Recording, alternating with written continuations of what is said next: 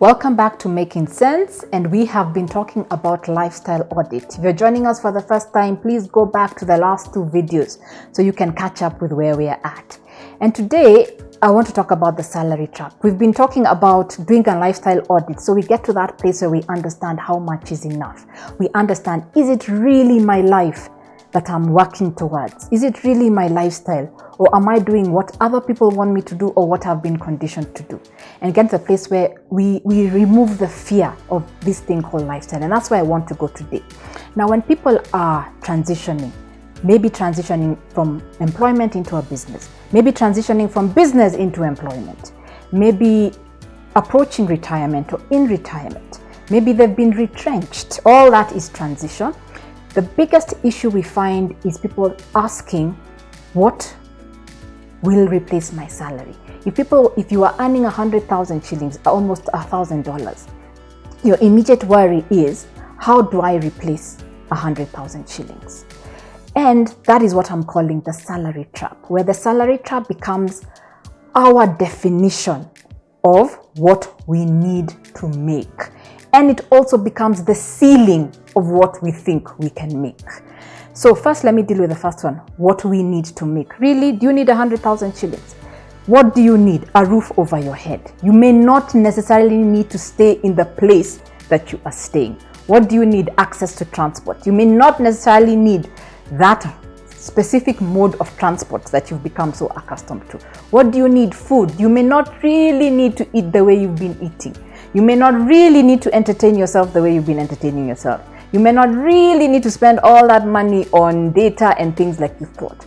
So what we are actually scared of is the change. And we have been told that if we go smaller, even for a season, if you move from one house into a smaller house, you're doing worse. You're downgrading. Well, it's a season. And you might find in that smaller house, like I gave the example of people I've gone to visit, life has become simpler.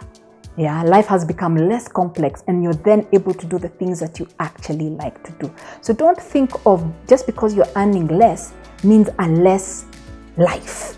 It means a different, especially the external things, but it can also free you up.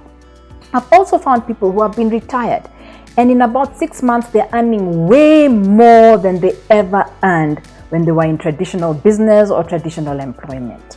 So the salary, again, can become a ceiling. Just because today you earn 100,000 shillings, that is what your company can afford to pay you. That is maybe probably in line with the work you do there, but it is not the ceiling of what you can earn. And even if you have a stable income, listen to this, that cannot be your ceiling. You may be earning 100,000 shillings, but you know inside of you, you have skills and ability that you can earn 200,000 shillings. What do you do after work? What do you do after 5 o'clock? What do you do on weekends? So start exploring that. And as you are on this journey to maximize your income earning potential or to fulfill what you feel is inside you, don't neglect small amounts. So you may have something that can pay you 3,000 shillings. Start with that, because from earning the 3,000 shillings, you'll be able to earn 30, you'll be able to earn 40. I started writing articles and I was being paid nothing. Then shortly I was being paid 3,000 shillings. Then it became a series of articles which have contributed greatly to the Making Sense of the book. Yeah. So don't neglect the small amount. So don't let your salary is good if you have it, but don't let it be the ceiling.